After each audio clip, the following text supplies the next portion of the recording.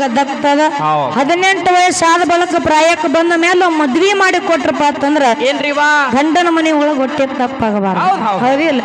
ಸಿದ್ದು ಅನ್ನೋ ಒಂದು ಮನಿ ಒಳಗ ಹೆಣ್ಣು ಮಗಳು ಜನಿಸಿ ಬಂದಪ್ಪ ಅಂತಂದ್ರ ಆ ಹೆಣ್ಣು ಮಗಳಿಗೆ ಮನಿ ಮಹಾಲಕ್ಷ್ಮಿ ಅಂತ ಕರೆದಾರ ಇದು ಅಲ್ಲದೆ